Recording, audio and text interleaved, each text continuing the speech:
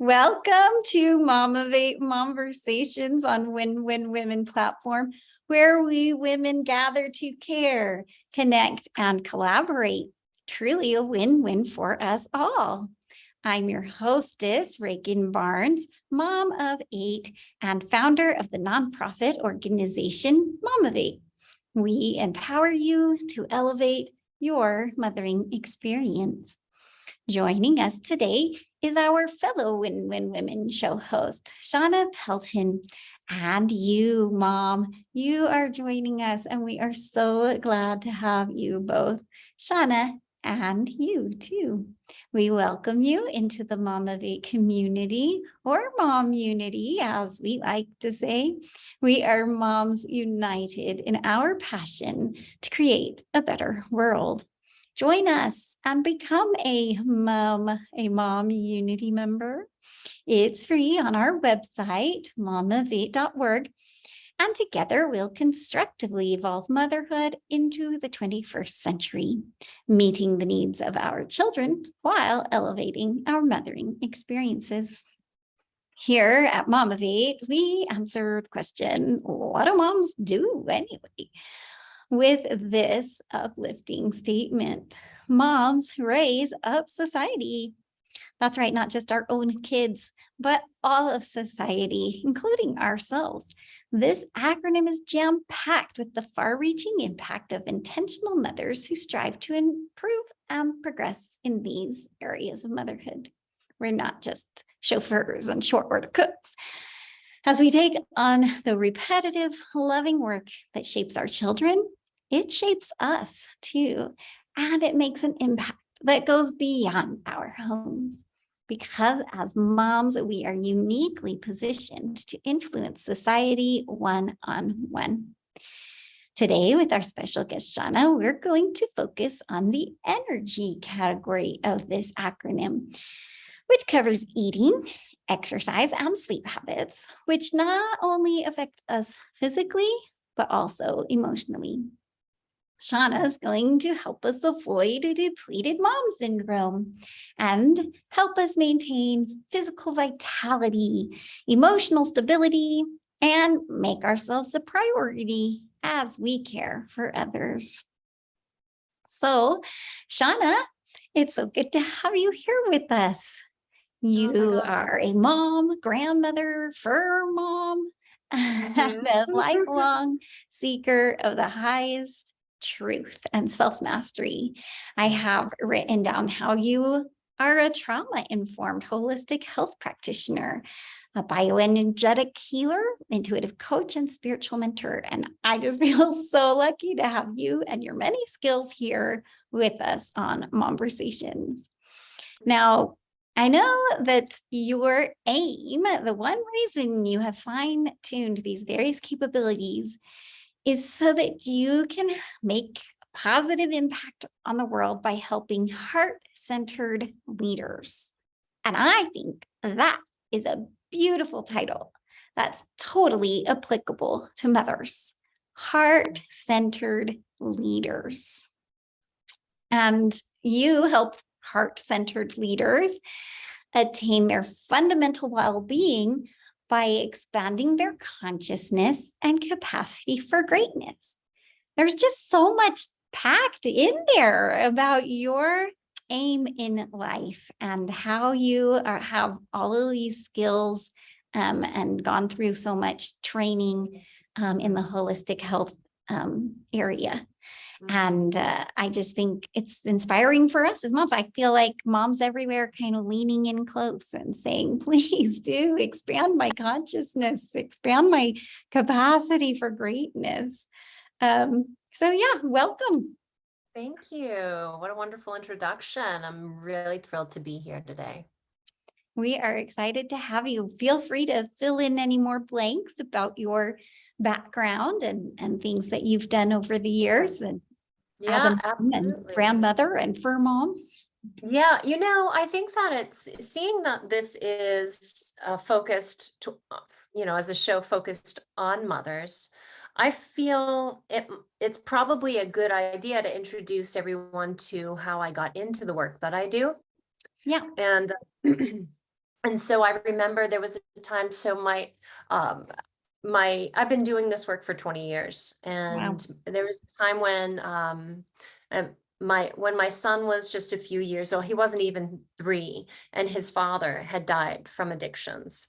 Oh my. And I remember having one of those moments. I mean, of course, I was a single young mom and I had to, make everything work. I had not only to take care of, to be the person in charge of everything at the house, but I also, as a young woman, I needed to focus on myself, and meaning like to develop myself so that I could, be better suited to navigate this world. Like I didn't want to get stuck in any kind of situation, from like, meaning like employment, for example, like career Right. wise. I was really interested in pursuing more, but I didn't know what that was at the time. I just knew that there was something more calling me. I was just uncertain as to what it was. But there was a point when my son was really, really little, and I remember looking into his eyes, and it dawned on me that if I didn't change my own ways, like meaning like where I was struggling and how I was emotionally and physically unwell and spiritually deficient. And I had this realization that if I were to continue the path that I was on at that time, that my son was going to grow up and inevitably experience difficulties, because that's just life. It's not like we can shelter them from the realities of life, but what we can do is prepare them for that, Yeah. and I I knew that I needed to be a better example and to be a better model for how to step into my greatness and overcome my challenges. Now, I didn't think of it like that at the time. I was just, looking at him thinking, I need to be a better example. But in that pursuit, like literally committing to my own greatness in that moment, and committing to whatever that meant. And I wasn't even sure what that meant. It was just simply a knowing inside bubbling up that something more was coming through me. And life was really difficult at that time. So I know there's a lot of people out there who are having struggles. I mean, let's face it. And right now, according to the CDC, it says that they say that there's a 60% increase in cases of mental health, like, where there's really serious, hard to treat, conditions where depression, anxiety, and everything related to mental health, we're in a crisis. Wow. And um, yeah, and so I think that it's fair to say that maybe some of the moms who are tuning in today might fall into that category Yes. of challenges, So anyway, I just wanted to share, like, that's how I got my start, was like I was literally trying to change my situation because I didn't want my son to end up worse off than me. I needed to figure it out for him. Does that make sense? Oh, yes. And I think a lot of us, that's one of the calls within the hearts of every mother. Like I mentioned, being called a heart-centered leader is just a delightful way to discuss motherhood, because we don't realize how much we are leading within Yeah, our we're leading our families and lives, our we're leading homes. our families. Exactly, exactly. And And some other mothers are leading communities, or leading their churches, or leading their businesses, whatever it is that someone might resonate with. But yeah, we are everyday leaders, all of us. yep. And being heart-centered is a big Mhm. part of that, because it all stems from the love that we feel towards Absolutely. our families and our offspring, and communities as well. And so to be a heart-centered leader is just a great way to describe that. Mhm. Mhm. Now, you brought, just briefly, you brought in the trauma that you and your son experienced, as far as his father dying Yeah. when he was, due to addictions and things. So that Fiction. sounds like a very traumatic Oh, it thing. was. So how can trauma, and all of us will have different forms of trauma, how can that affect our energy, our health? Wow. Hey, you know, that's a great question. And I'm really glad that you're asking because it's something important that I'm really passionate about helping more people realize how trauma affects us. And first, it's said that upwards around 80% of us have experienced some form of a trauma. But the way in which we handle trauma varies because sometimes people are supported through their traumas, meaning like they might have a really great mentor, or they might have resources, or they might have the right support system and feel like they can handle life and move beyond it. And that's healthy and that would be ideal. But I think a vast amount of people don't have those support systems. And so when trauma goes unresolved, it gets buried into the system. It kind of gets stored. And there's a term, frozen light within the body. So think about this. Every experience is information to the nervous system and to the body. And that essentially, if it doesn't get digested, if it doesn't get meaning integrated and released and discharged, it gets stuck. It quite literally gets stuck in the tissues. It gets stuck and programs the subconscious mind. And so it literally causes belief systems. It influences the way we think, who we think we are, what we think we're capable of. It's our view on life as a result of an experience that got stuck. Now, when I say trauma, I'm not referring to, well, I'm referring to all of it, but it's less about the obvious traumas. Like there's physical traumas, right? It's like an injury that caused serious harm and it left a mark, and we'll always remember that time. And then there's emotional and mental traumas that were something very difficult, psychologically speaking, relationally speaking, something really, really challenging. For a lot of people, trauma is just a series of that term death by 1,000 cuts, which is an awful way to look at it. But in terms of we're just constantly bombarded with one stressor after another and another and another and another. And what happens is people don't necessarily know how to solve problems when they're kids. If they're experiencing their challenges that are difficult emotionally when you're a child.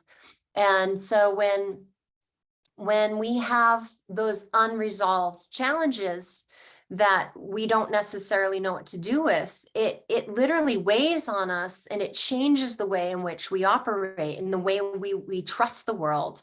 And it leads to our behaviors. So when someone has, let's just say like chronic anxiety, for example, Yeah. and or chronic depression, the chances are that it's not about a chemical imbalance. It's not that something's physically wrong, although there's a very small percentage of people where it is a physical thing. Okay. But the vast majority of people are actually struggling with these unresolved grievances that manifest as mental health issues.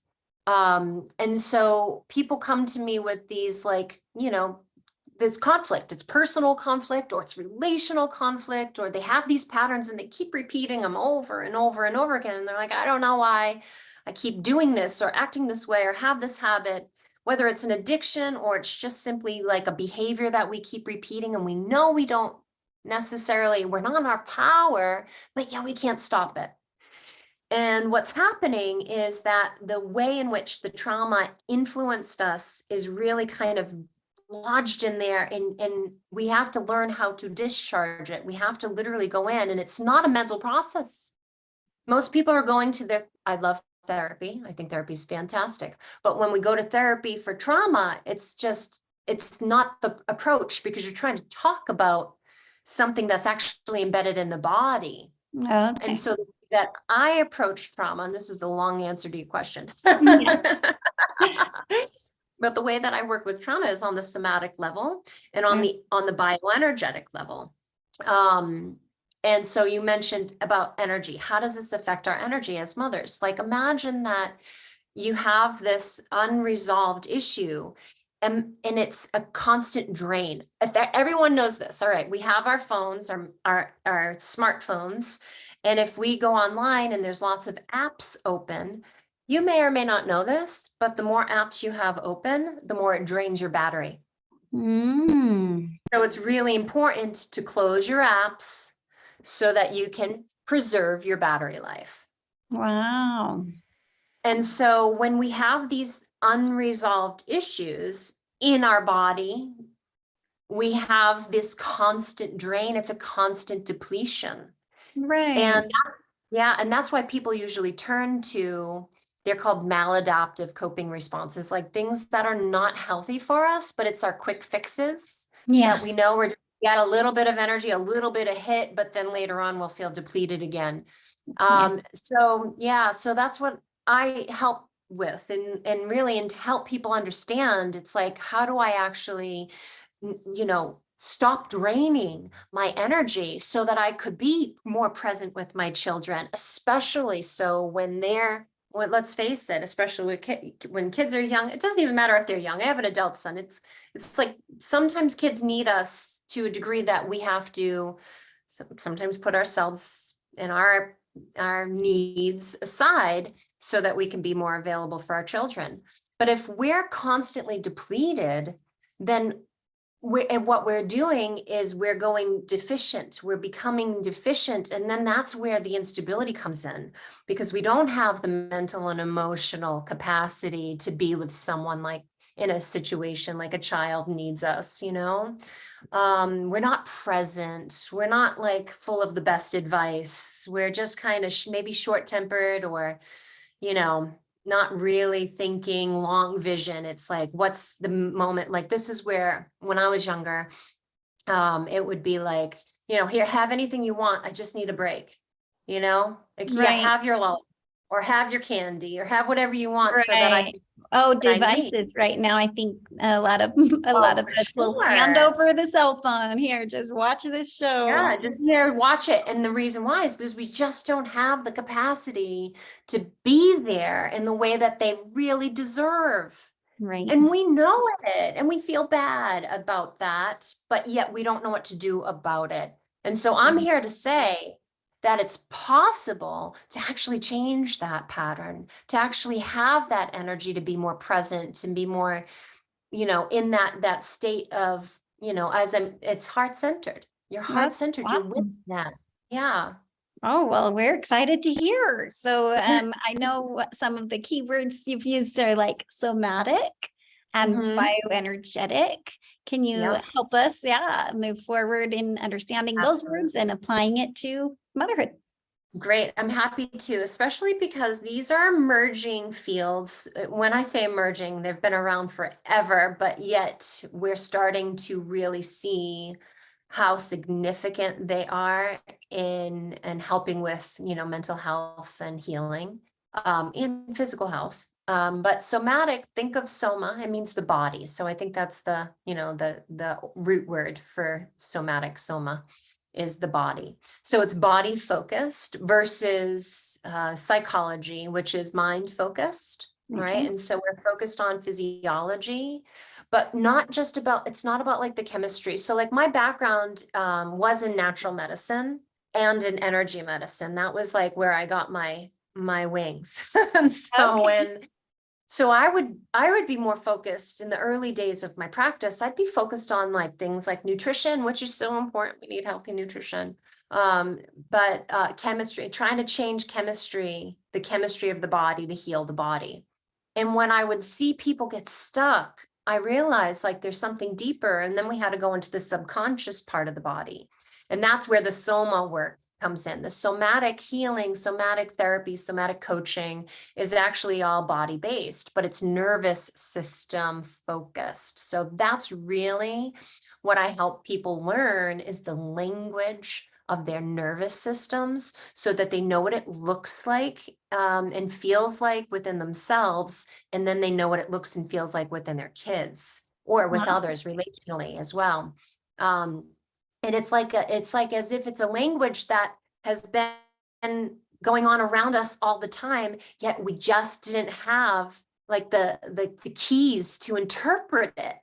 And Yeah. so it's like an interesting thing, because I've been doing healing work for ages, and yet now all of a sudden we're starting to realize, oh, there's a language around trauma, to understand the nervous system's like behavioral responses and that sort of thing. So focusing on the nervous system, that's what somatic is really, really good for, and the subconscious part of our body. And then the bioenergetic, it couples with that. So if you think about so bio means living, Mhm. living energy. So when I think of bioenergetic work, I think about how our physical system, like the nervous system, interacts with the energy, and then essentially, we know life energy is in everything. It's part of life. It's in all people, plants, and animals. I think it was Nikola Tesla who said, when you think about life, think in terms of energy, frequency, and vibration. And so essentially that's the focus when I do bioenergetic work, like recognizing people's biology is more than physical. And so my focus is on the energy, the vibrational, and the frequency based content that's happening.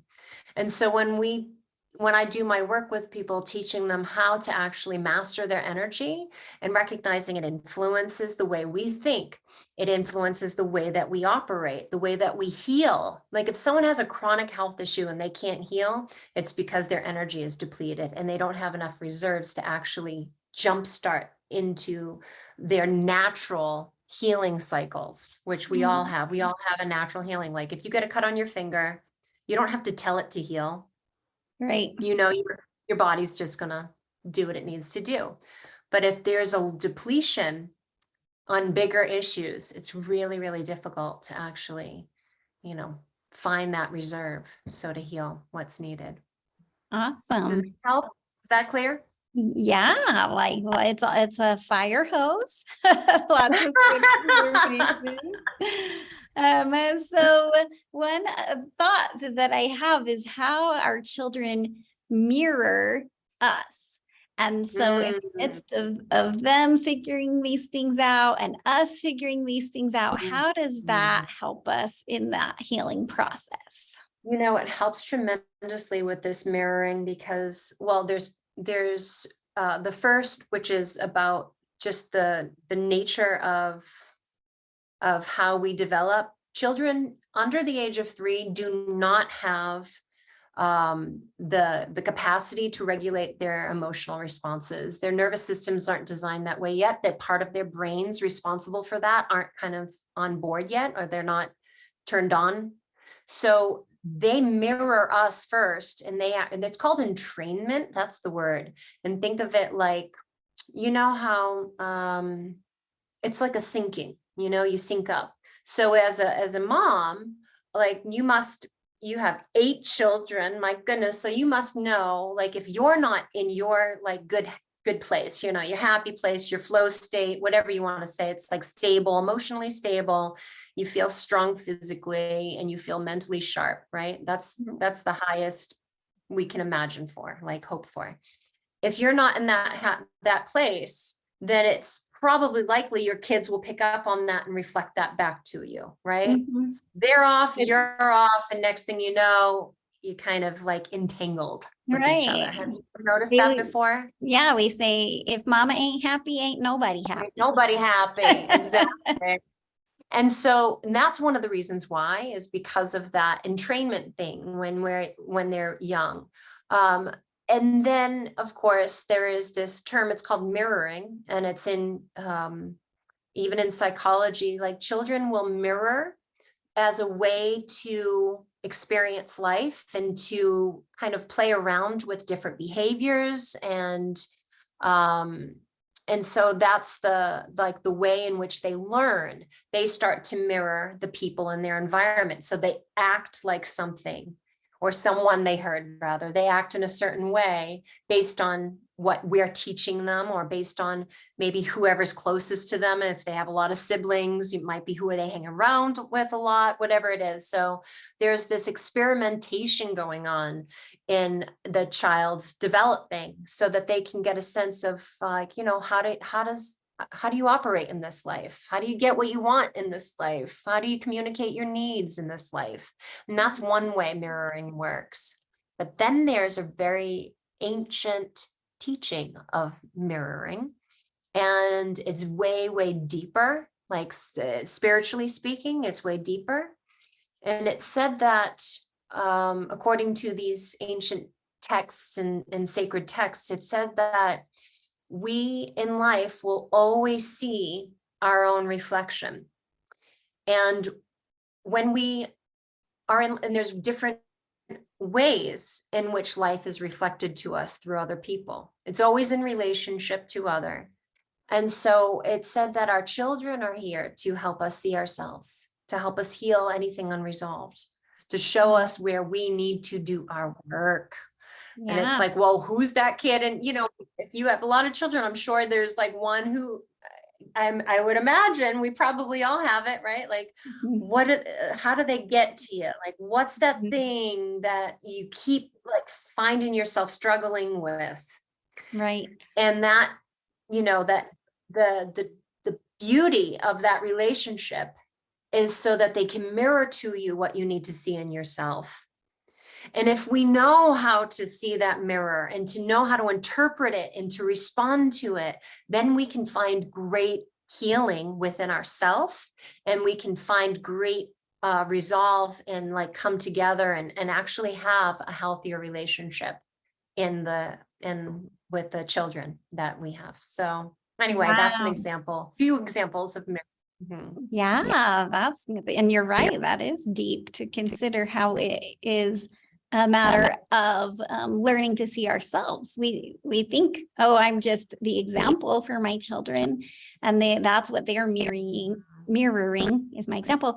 But then to realize, oh, wait a minute. So if I see them doing something that isn't appropriate, or, you know, like you said, pushes my buttons or something, then I need to actually look at myself and be humble enough to say, okay, then if I taught them this, how can I teach them a newer, better way? Right. And sometimes it's like, instead of, and that's one way. Yep. If I taught them this, how can I teach them better? And maybe you didn't teach them that. Maybe they're there to teach you. I love that. And that's, yeah. I know this is crazy that we have already gotten close to the end of our first half hour.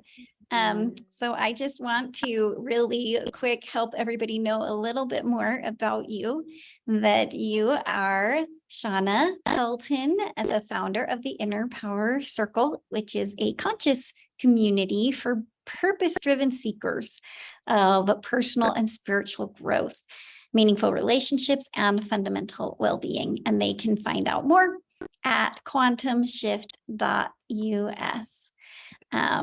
So as we've been hearing all this good info with you, Shawna, I want to encourage you, our viewing audience, to take a moment right now to write down some key points that stuck out to you personally, in order to remember what we learn and put it into practice so it can have impact in our lives. We have to write it down. Writing it down is like the first gear that leads to other movements. So let's activate our gears and make those far-reaching positive changes. Well, the half hour has gone by so fast. It's time to end our recording and start our live interaction with our viewers.